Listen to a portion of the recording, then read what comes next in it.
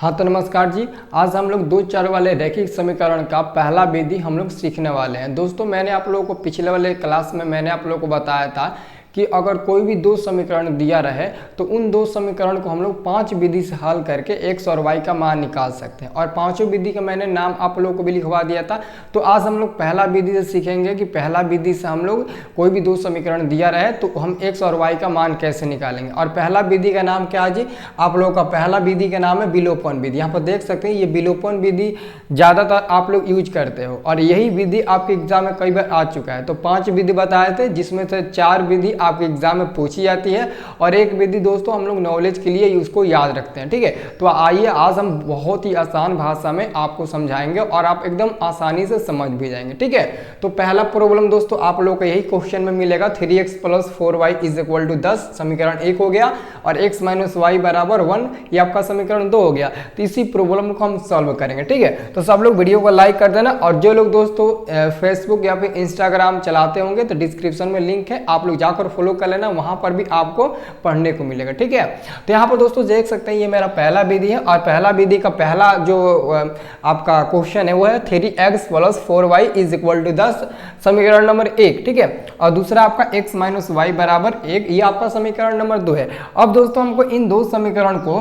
हल करके x और y का मान निकालना है, वो भी विलोपन विधि से। तो विलोपन विधि कैसे हम बनाते हैं आप लोग अच्छे से समझ लेना। ठीक है, लेकिन उससे पहले दोस्तों मैं आप लोगों को एक चीज लिखवाना चाहता हूं जो पांचों विधि में आपको काम आएगा और उसके बिना आप बना नहीं पाओगे। ठीक है, उसके बिना क्या आप लोग बना नहीं पाओगे। क्या है जी कि आप नहीं बना पाओगे? अगर दोस्तों ऐसे दो समीकरण दिया रहे जैसे कि यहाँ पर प्लस है और यहाँ पर माइनस है, तो कभी दोस्तों अगर ऊपर में प्लस दिया है और नीचे में माइनस, या फिर अगर ऊपर में माइनस दिया है और नीचे में प्लस दिया है, तो इस सिचुएशन में हम क्या लिखेंगे? इस सिचुएशन में हम लोग लिखेंगे जोड़ने पर। इस सिचुएशन में हम क्या लिखेंगे दोस्तों? जोड़ने पर लिखेंगे। जैसे दोस्तों देखो यहाँ पर प्लस है और यहाँ पर माइनस है, तो इस समीकरण को हम लोग क्या लिखेंगे? जोड़ने पर लिखेंगे। ऐसे करके हम लोग जोड़ने पर लिखेंगे। लेकिन दोस्तों अगर गलती से यहाँ पर भी प्लस और यहाँ पर भी प्लस या फिर यहाँ पर माइनस तो यहाँ पर भी माइनस अगर दे दे तो उस स्थिति में क्या लिखोगे? अगर माइनस माइनस दे दे या फिर अगर प्लस प्लस दे दे तो उस सिचुएशन में आप लोग लिखना क्या? घटाने पर।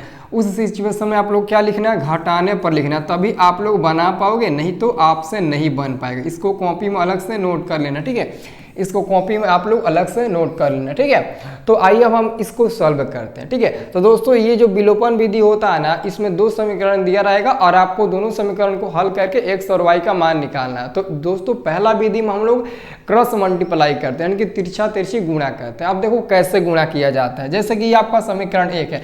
अब दोस्तों आपको करना कुछ नहीं है, यहाँ पर देखो ये आपका समीकरण 1 है, तो समीकरण 1 में जो y का कोफिशिएंट होता है, y का कोफिशिएंट यानी कि y का जो गुणांक होता है 4, y का गुणांक 4 है ना, तो इस 4 को हम लोग यहाँ से गुणा करेंगे, इस 4 को हम लोग यहाँ से गुणा करेंगे। और दोस्तों समीकरण 2 में y के कोफिशिएंट क्या है, तो यहाँ पर ध्यान से देखो, यहाँ पर 1 छुपा हुआ है। आप बोल सकते हो यहाँ पर 1 छुपा हुआ है, तो y का कोफिशिएंट -1 है, लेकिन हम लोग माइनस से नहीं बल्कि केवल 1 से गुणा करेंगे, केवल 1 से गुणा करेंगे। यहाँ पर y के कोफिशिएंट यानी कि गुणांक आपका -1 है, लेकिन हम लोग -1 से नहीं माइनस से नहीं बल्कि केवल 1 से गुणा करेंगे। तो इसका मतलब कि हम यहाँ पर किससे गुणा करेंगे? तो 1 से गुणा करेंगे। ठीक है, अब यहाँ पर देखो जो हमारा समीकरण नंबर 1 है वहां पर जो y के पास है ना उसका वो 4 हम लोग समीकरण 2 में गुणा करेंगे और जो समीकरण 1 में y के पास है इसको हम लोग समीकरण 1 से गुणा करेंगे, यानी कि ऐसे गुणा करेंगे, ऐसे और ऐसे। तो यहाँ का 1 इधर चला गया गुणा में और इधर का 4 यहाँ पर आ गया। अब बस कुछ नहीं करना, गुणा करो। 1 में 3x से गुणा करो तो क्या मिलेगा जी? तो आपका 3x मिलेगा। फिर 1 में +4y से गुणा करोगे तो प्लस में 4y ही मिल जाएगा। ठीक है, और बराबर में दोस्तों 1 में 10 में गुणा करोगे तो 10 ही मिलेगा। ठीक है, अब देखो 4 में x में गुणा करोगे तो क्या मिलेगा? तो आपका मिलेगा 4x। क्या मिलेगा? 4x मिलेगा। फिर 4 में -y से गुणा करोगे तो -4y मिलेगा। क्या मिलेगा? -4y मिलेगा। ठीक है, और दोस्तों 4 में 1 में गुणा करोगे तो क्या मिलेगा आपका 4 मिलेगा, क्या मिलेगा आपका 4 मिलेगा। अब दोस्तों इसको ऐसे कर देंगे, ऐसे कर देंगे। अब आप ही लोग बताओ कि यहाँ पर प्लस है और यहाँ पर माइनस है। मैंने क्या कंडीशन बताया कि अगर प्लस या माइनस या फिर माइनस और प्लस दिखे तो आप लोग लिखना जोड़ने पर, और जोड़ने पर लिखने, जब जोड़ने पर हम लोग लिखते हैं ना तो कोई भी मान को हम लोग चिन्ह नहीं बदलते हैं, कोई भी जो चिन्ह होता है उसको हम लोग बदलते नहीं है। लेकिन जब ये स्थिति दिया रहा है, यहाँ पर दोस्तों यहाँ पर थोड़ा सा मिसप्रिंट हो गया, ठीक है, यहाँ पर ध्यान से देखना, यहाँ पर आपका क्या होना चाहिए, दोनों में प्लस प्लस होना चाहिए, ठीक है। तो जब इस सिचुएशन में दिखे तो दोनों में क्या होना चाहिए, प्लस प्लस होना चाहिए। अगर इस सिचुएशन में दिखे तो आप लोग समझना वहाँ पर चिन्ह बदलेगा, ठीक है। तो यहाँ पर दोस्तों हम क्या लिखेंगे, यहाँ पर हम लिखना क्या चाहेंगे, हम लोग यहाँ पर लिखना चाहेंगे क्योंकि प्लस है फिर माइनस है, तो हम लोग लिखेंगे क्या, हम लोग लिखेंगे यहाँ पर जोड़ने पर, क्या लिखेंगे, हम लोग लिखेंगे यहाँ पर जोड़ने पर। तो जोड़ने पर जब लिखेंगे दोस्तों तो कोई भी हम चिन्ह नहीं बदलेंगे, कोई भी हम लोग चिन्ह नहीं बदलेंगे, कोई भी चिन्ह हम नहीं बदलेंगे।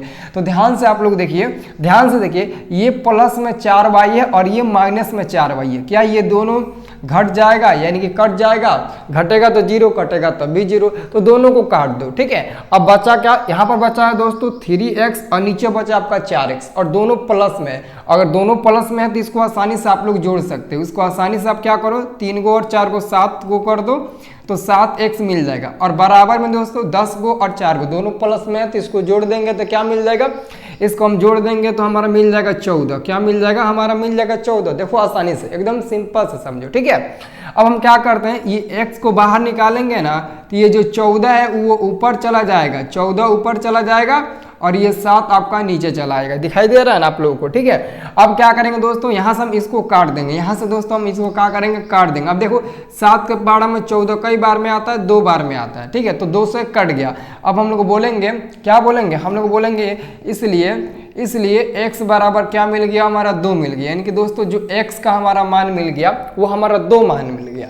अब दोस्तों एक तो मान मिल गया, अब हम लोगों को दूसरा मान निकालना है, तो फिर हम लोग दूसरा मान कैसे निकालेंगे। तो दूसरा मान निकालने के लिए दोस्तों यहाँ पर आपको 2 समीकरण दिखाई दे रहा है। आपको मन करना, अगर आपको मन करता है तो समीकरण 1 में x का मान रख दो, तब भी आपका y का मान सेम मिलेगा। अगर मन करता है तो समीकरण 2 में y का मान रख दो, तब भी आपका y का मान सेम मिलेगा, ठीक है। तो किसी भी आप समीकरण में x का मान रख कर y का मान निकाल सकते हो। तो यहाँ पर आप लोग सबसे, यहाँ पर उसके बाद से क्या लिखना है, यहाँ पर आप लोग लिखना बाबू, यहाँ पर आप लोग क्या लिखना, समीकरण 1 में x का मान रखने पर, यहाँ पर आप लोग लिखना समीकरण, क्या लिखना, समीकरण 1 में x का मान रखने पर, किसका, x का मान रखने पर आप लोग लिखना, ठीक है, रखने पर। तो सबसे पहले हम लोग दोस्तों लिखेंगे समीकरण 1 क्या है।